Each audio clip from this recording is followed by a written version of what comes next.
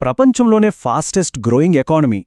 ఈ మాట మనం ఇండియా గురించి తరచుగా వింటూనే ఉంటాం కదా, కానీ ఈ హెడ్లైన్ నంబర్ల వెనుక అసలు కథేంటి? ఈరోజు మనం ఈ డేటా లోతుల్లోకి వెళ్ళి ఆ నిజమేంటో తెలుసుకునే ప్రయత్నం చేద్దాం. ఇటీమలే వచ్చిన జీడీపీ లెక్కలు చూడండి.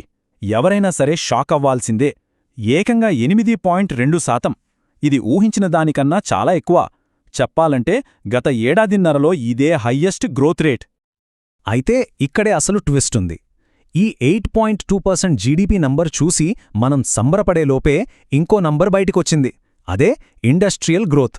అదెంతో తెలుసా? కేవలం 0.3%. చాలా ఏళ్లలో ఇదే అత్యంత తక్కువ. అంటే చూడండి, ఒక నంబరేమో ఎకానమీ రాకెట్లా దూసుకెళ్తోందని చెప్తోంది, మరో నంబరేమో ఇండస్ట్రీ మొత్తం ఆగిపోయిందని అంటోంది. అసలిదెలా సాధ్యం?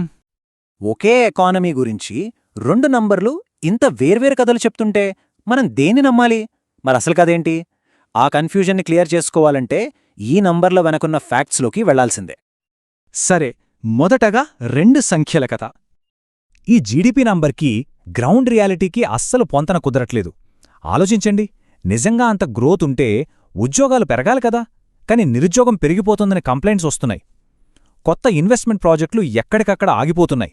అంతెందుకో, దేశంలోకి వచ్చే ఫారెన్ డైరెక్ట్ ఇన్వెస్ట్మెంట్ కన్నా బయటికి వెళ్తున్నదే ఎక్కువైపోయింది. సో ఇవన్నీ చూస్తుంటే ఆ 8.2% నంబర్లో ఏదో తేడా కొడుతోంది గదా. ఈ అనుమానాలే నిజమన్నట్టుగా వరల్డ్ ఎకనామీస్కి వాచ్డాగ్ లాంటి ఇంటర్నేషనల్ మానిటరీ ఫండ్ అంటే IMF ఒక షాకింగ్ రిపోర్ట్ ఇచ్చింది. ఇండియా డేటా గురించి వాళ్లు చెప్పింది వింటే నిజంగా ఆశ్చర్యపోతారు. ఇది చాలా సీరియస్ మాట. IMFఏ ఏకంగా ఇండియా జీడీపీ లెక్కల నమ్మకాన్నే సూటిగా ప్రశ్నించింది. సింపుల్గా చెప్పాలంటే దేశంలో పాలసీలు తయారు చేయడానికైనా లేదా ఇంటర్నేషనల్గా మానిటర్ చేయడానికైనా ఈ డేటా పనికిరాదని తేల్చేసింది. అసలు IMF ఎందుకిలా అంటోందో కొన్ని కారణాలు కూడా చెప్పింది. 1. మనం ఇప్పటికీ 10 ఏళ్ల పాత 2011-12 బేస్ ఇయర్నే వాడుతున్నాం. 2. డేటాలో చాలా తేడాలున్నాయి. కానీ వీటన్నిటికన్నా వాళ్ళు చెప్పిన అతిపెద్ద ప్రాబ్లం ఏంటంటే అసలు మనం రియల్ గ్రోత్ని లెక్కించే పద్ధతే సరిగ్గా లేదట. ఓకే, ఇప్పుడు IMF చెప్పిన ఆ టెక్నికల్ ప్రాబ్లం ఏంటో కొంచెం డీటెయిల్డ్గా చూద్దాం. అసలు రియల్ జీడీపీని ఎలా లెక్కించాలి? ఇండియా ఎక్కడ తప్పు చేస్తోంది? చూడండి, నిజమైన ఆర్థిక వృద్ధి తెలియాలంటే ఇన్ఫ్లేషన్ని అంటే ధరల పెరుగుదలని తీసేయాలి కదా. దీనికోసం ప్రపంచమంతా వాడే కరెక్ట్ పద్ధతే డబుల్ డిఫ్లేషన్. దీని మీనింగ్ చాలా సింపుల్. మీరమ్మే వస్తువుల ధరల పెరుగుదలని, వాటి తయారీకి వాడే ముడిసరుకుల ధరల పెరుగుదలని ఈ రెండింటినీ వేర్వేరుగా లెక్కించి అడ్జస్ట్ చేయాలి, అంతే. ఇక్కడే అసలు ప్రాబ్లం మొదలైంది. ఇండియా వాడేది సింగిల్ డిఫ్లేషన్ అనే తప్పు పద్ధతి. అంటే అమ్మే వస్తువుల ధరల్ని, ముడిసరుకుల ధరల్ని రెండింటినీ ఒకే ప్రైజ్ ఇండెక్స్తో అడ్జస్ట్ చేస్తోంది. దీనివల్ల ఏమవుతుందంటే గ్రోత్ ఉన్నదానికంటే చాలా ఎక్కువగా కనిపిస్తోంది. అదే కరెక్ట్ మెథడ్ అయిన డబుల్ డిఫ్లేషన్లో అయితే రెండింటికీ వేర్వేరు కరెక్ట్ ఇండెక్స్లు వాడాలి. అప్పుడే మనకు రియల్ పిక్చర్ తెలుస్తుంది. అంతేకాదు, సమస్య కేవలం ఈ డిఫ్లేషన్ మెథడ్తోనే ఆగిపోలేదు. అసలు మనం ఇప్పుడు వాడుతున్న 2011-12 జీడీపీ సిరీస్ పునాదులే చాలా వీక్గా ఉన్నాయి. ఇది స్టార్ట్ అయినప్పటినుంచే దీనికోసం వాడిన కార్పొరేట్ డేటాబేస్లో చాలా తప్పులున్నాయని ఎక్స్పర్ట్స్ చెప్తూనే ఉన్నారు. కానీ ఈ టెక్నికల్ తప్పులన్నింటినీ మించిన ఒక పెద్ద బ్లైండ్ స్పాట్ ఉంది మన ఎకానమీలో. అదేంటంటే మన అసంఘటిత రంగం అంటే అన్ఆర్గనైజ్డ్ సెక్టార్. దీన్ని లెక్కించే పద్ధతిలోనే అసలు కిటుకుంది. ఒక్కసారి ఈ నెంబర్ చూడండి. మన దేశంలో పనిచేసే వాళ్లల్లో ఏకంగా 94% మంది అన్ఆర్గనైజ్డ్ సెక్టార్కి చెందిన వాళ్లే. అంటే వీధి వ్యాపారులు, చిన్న చిన్న షాపులు, డైలీ వేజ్ వర్కర్స్ వీళ్లంతా. కేవలం 6% మంది మాత్రమే పెద్ద కంపెనీలలో పనిచేసే ఆర్గనైజ్డ్ సెక్టర్లో ఉన్నారు. అయినా సరే మన జీడీపీ లెక్కలు ఎక్కువగా ఈ 6% కథనే చెప్తాయి. ఇక్కడే అసలు లాజిక్ ఫెయిల్ అవుతోంది. 94% ఉన్న అన్ఆర్గనైజ్డ్ సెక్టర్ ఎలా పర్ఫామ్ చేస్తుందో డైరెక్ట్ డేటా గవర్నమెంట్ దగ్గర లేదు. సో వాళ్ళు ఒక సింపుల్ షార్ట్కట్ తీసుకున్నారు. 6% ఉన్న ఆర్గనైజ్డ్ సెక్టర్ పెరుగుతోందంటే ఈ 94% కూడా పెరుగుతున్నట్టే అని ఊహించుకుంటారు. కాని రియాలిటీ ఏంటి? దానికి కంప్లీట్ ఆపోజిట్. చాలాసార్లు ఆర్గనైజ్డ్ సెక్టర్ పెరిగేదే అన్ఆర్గనైజ్డ్ సెక్టర్ దెబ్బతినడం వల్ల.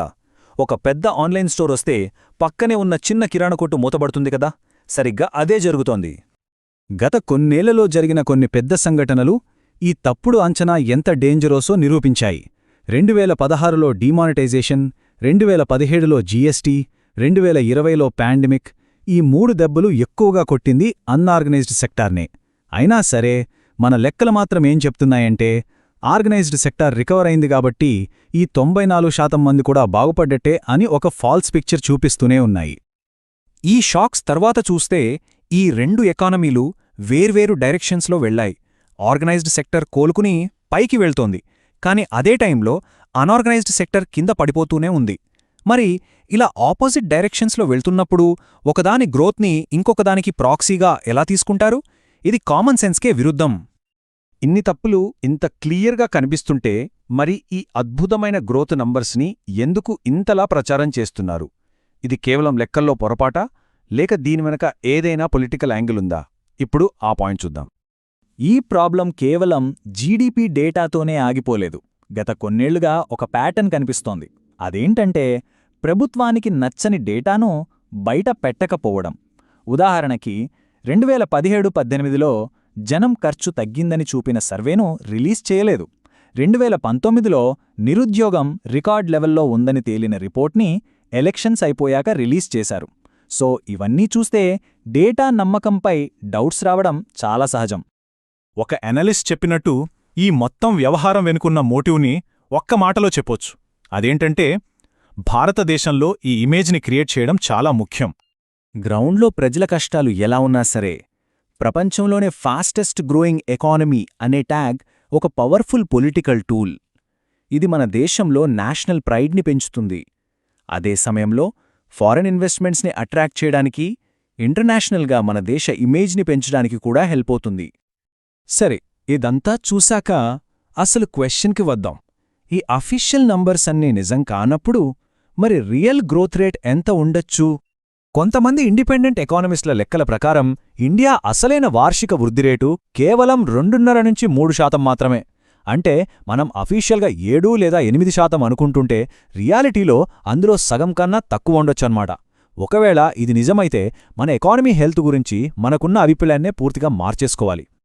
2026లో ఒక కొత్త జీడీపీ సిరీస్ రాబోతోంది.